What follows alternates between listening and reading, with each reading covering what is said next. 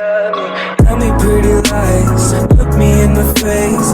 Tell me that you love me, even if it's fake.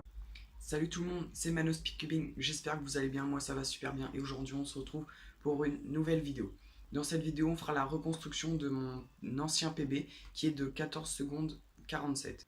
Alors vous vous dites sûrement pourquoi j'ai dit mon ancien PB de 14 secondes 47 alors que dans la précédente vidéo et la description de ma chaîne j'avais dit que mon PB actuel était de 14 secondes 47. Alors tout simplement parce que juste après avoir posté la dernière vidéo, j'ai tout simplement battu mon score dans les minutes qui ont suivi. J'ai décidé de faire quelques résolutions et donc on verra aujourd'hui la reconstruction de mon ancien PB et de mon nouveau PB, donc qui est de 13 secondes 93. J'ai donc décidé de ne pas faire une, mais deux reconstructions pendant cette vidéo. J'espère que ça vous fera plaisir. Alors il faut savoir que ce PB, je ne m'attendais absolument pas à le faire, tout simplement parce que la résolution n'était pas extraordinaire, mais vous verrez ça juste après. J'ai juste bien enchaîné les étapes de la méthode CFOB, c'est-à-dire les F2L, je les ai bien anticipées, donc vous verrez ça juste après. On va maintenant passer aux reconstructions, mais avant je tenais à vous remercier pour les 11 likes et les 16 abonnés que j'ai déjà, donc ça va super vite, je suis très content, merci pour tous les likes que vous avez postés, les commentaires positifs, ça fait très plaisir, donc j'espère que cette vidéo vous fera plaisir, donc si cette vidéo vous plaît, n'oubliez pas de liker, ça me fera très plaisir aussi. On passe maintenant à la reconstruction de mon ancien PB. Alors pour la reconstruction, je mettrai le mélange dans la description. Et pour ceux qui ne savent pas, qui ne connaissent pas les notations des mélanges pour mélanger le Rubik's Cube, alors je vais le faire, on va le faire ensemble. Donc vous prenez la face blanche en haut et la face verte devant vous. Et là vous faites comme ça. F', R, F', R2, D2, L2, F, R2, bac prime, D2, B2, D', R2, D', U', L', U', B2 et D. Donc voilà, je suis tombé sur ça. Alors je vous l'ai pas encore dit, mais avant de regarder la reconstruction, mélangez d'abord votre cube et quand vous avez fini, essayez d'abord de vous chronométrer vous avant de regarder ce que moi j'ai fait. Donc ce serait intéressant de pouvoir voir ce que chacun a fait et après que vous vous êtes chronométré, vous me mettez ça dans les commentaires pour qu'on puisse comparer un petit peu nos temps et que je sache ce que vous avez fait, ce que vous avez pu remarquer que moi je n'ai peut-être pas que je n'ai pas fait pareil. Donc ce serait intéressant de pouvoir partager ça. Donc chronométrez-vous et envoyez-moi ça dans les commentaires. Après avoir mélangé, je me suis retourné comme ça et là ce que j'ai vu la orange que je pouvais mettre en un mouvement, la verte que je pouvais mettre en un mouvement et surtout j'ai vu cette paire. Alors dès que j'ai vu cette paire, j'ai pas vraiment cherché parce que c'est pas mon habitude de continuer à chercher après avoir vu des paires comme ça. Donc dès que je l'ai vu, je me suis dit qu'est-ce que je peux faire pour essayer de la préserver et pour pouvoir m'en servir pour faire les F2L. Alors j'ai essayé de la garder, donc c'est-à-dire là ce que j'ai fait un un U pardon. Ensuite j'ai mis la orange R'. Ensuite, j'ai mis la verte, F', et là, après, j'ai ressorti cette paire. Donc, c'est pas la croix la plus courte, parce que vous verrez qu'il y a énormément de mouvements quand même pour une croix, mais j'ai essayé au maximum de pouvoir préserver cette paire. Donc, après la résolution, forcément, quand j'ai refait le mélange, j'ai vu que je pouvais faire autre chose, mais la première fois que j'ai fait, donc c'est ça que j'ai fait. Ensuite, j'ai fait un L', U' et L, donc un mouvement inutile puisque là je n'avais pas ma croix. Et là j'ai fait U2 et Y2. Je suis venu insérer cette paire avec un L', U, L. J'ai ensuite vu la rouge qui était ici, donc j'ai sorti comme ceci, encore un mouvement là un peu en trop parce que la croix n'était pas faite. J'ai fait un Y, j'ai fait un petit R, U', petit R' pour mettre l'arête blanche. J'ai fait un Y', j'ai vu l'arête qui est ici, donc U', donc je mets la bleue, ici, comme ça. Et après, quand j'étais comme ça, je suis tombé là-dessus, donc j'ai vu directement cette paire-là, mais je n'ai pas vu la paire blanche-rouge qui était ici. Mais vous verrez que c'est pas si grave parce que cette paire, donc après avoir fait cette paire-là, celle-là, on tombe sur un cas qui est assez facile et assez rapide. En plus, on tombe sur le bon angle, c'est-à-dire qu'il n'y a pas besoin de rotation pour pouvoir enchaîner. Donc, je suis comme ça, je fais U', j'ai fait R, U, R', U encore avec mon index en poussant, R, U, R', encore U, et là je l'insère derrière. Et pendant que je l'insérais derrière, j'ai vu que j'ai prévu ensuite ce que j'allais faire, donc les mouvements, parce que je tombe, ce cas-là, je sais le résoudre. Donc j'insère derrière, et là ensuite j'enchaîne tout de suite avec un U' pour le mettre derrière, R, U', R, ma paire qui est faite derrière, U2, hop, hop et hop, je l'insère.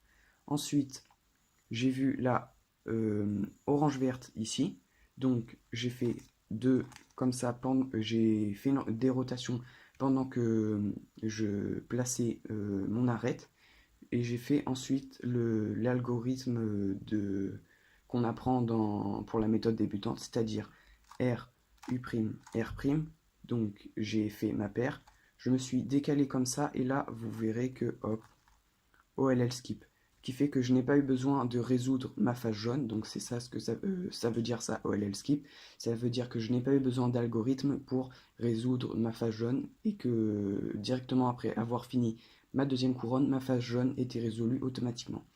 Ensuite, comme ça, j'ai vu que c'était des couleurs opposées, j'avais juste à faire U2 pour me positionner correctement, et là j'ai vu que les couleurs opposées sont ici, donc j'ai fait l'algorithme qui va avec, c'est-à-dire celui-là, hop, hop, tac, et voilà. Et donc ça, je l'ai fait en 14 secondes 47. Donc c'est mon second PB. Donc quand je dis second, c'est-à-dire c'est celui qui occupe la deuxième place dans mon classement des PB. Donc je vous verrai juste après la reconstruction de mon PB actuel, donc 13 secondes 93. Maintenant, je vais vous faire une résolution rapide. Donc c'est-à-dire que maintenant, là, après avoir vu la reconstruction, vous verrez ce que je fais. Ce que j'ai fait un peu en temps réel, mais sauf que là c'est pas la première fois vu que je connais le mélange. Donc je vais me chronométrer maintenant. Donc je refais le mélange, F', R, F', R2, D2, L2, F, R2, B', D2, B2, D', R2, D', U', L', U', bac 2, B2, pardon, D. Je fais mon inspection, je suis comme ça, donc c'est un mouvement Z2 je crois, comme ceci, et voilà.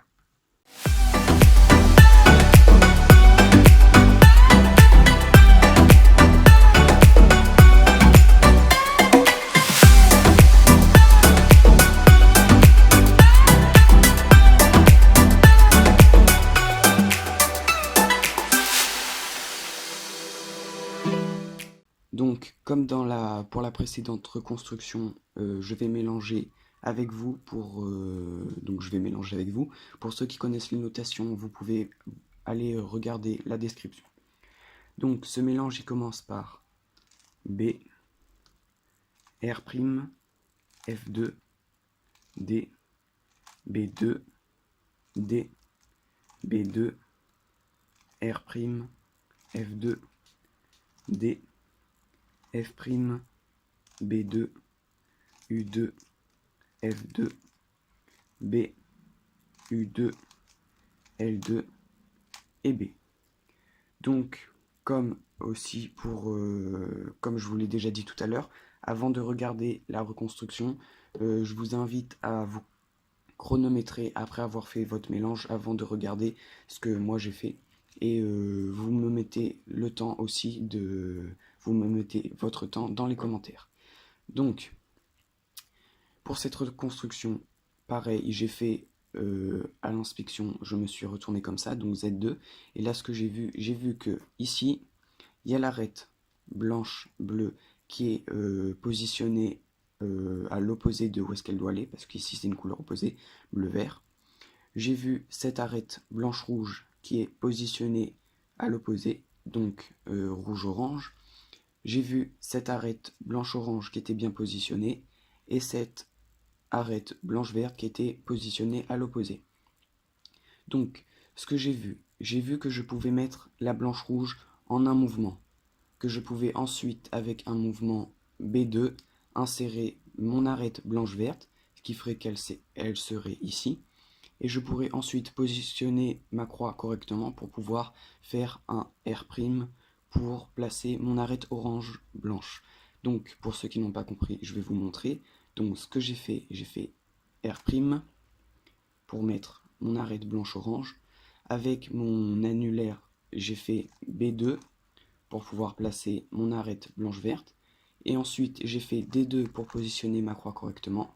Et j'ai placé ensuite l'arête blanche-orange. Pendant que j'étais en train de faire ma croix, et plus particulièrement quand j'étais en train de placer cette arête, j'ai vu cette paire que je pouvais former. Donc, je vois que ici, c'est deux couleurs opposées, et que ici, c'est deux couleurs opposées. Donc, ça veut dire que cette paire, je dois l'insérer derrière ici.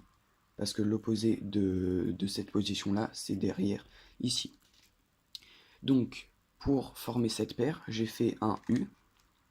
Ensuite, L', U, L. Ma paire est formée derrière. Et je l'insère comme ça. Donc, vous voyez que je l'ai mise. Et ensuite, j'ai vu cette paire que je pouvais former. Donc, j'ai fait un U2. Et j'ai fait une rotation Y' pour pouvoir insérer comme ça avec L', U', L. Donc je l'ai placé et tout de suite après je vois cette paire que je peux former. Donc je me suis mis comme ça. Hop. Et là je vois que c'est du rouge. Donc ça veut dire que le rouge, comme il est en face de moi, pour pouvoir former la paire, je dois emmener cette arête derrière. Je fais ensuite U2. Je reviens. Ma paire est formée, donc je l'insère comme ça. Et ensuite j'ai fait une rotation et là je vois que la paire que je dois former, donc l'arête et le coin est ici. Donc ce sont des couleurs opposées, donc très simple et assez rapide à faire. Donc hop, hop, hop pour former, et encore là. Et ensuite l'OLL que j'ai réalisé, donc U pour me positionner correctement. Et ensuite j'ai fait R2 comme ça. Et là, après, j'ai observé un petit peu sur quel PLL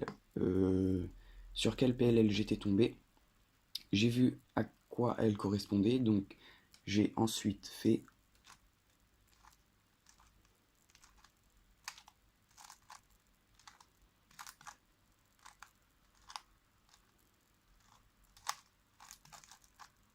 et voilà.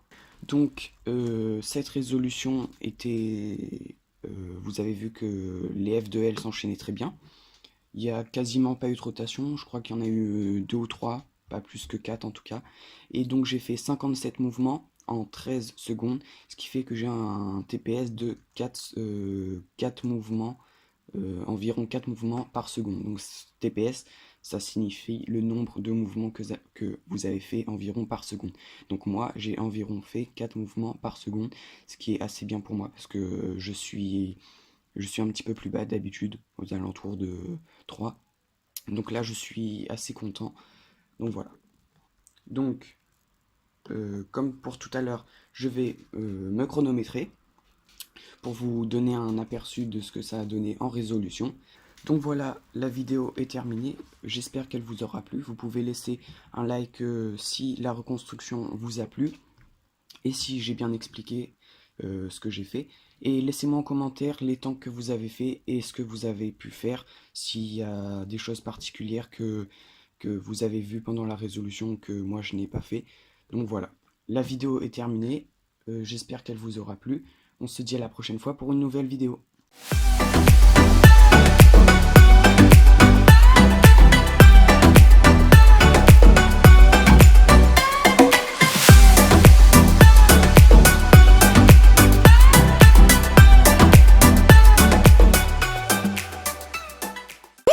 It's black black and white.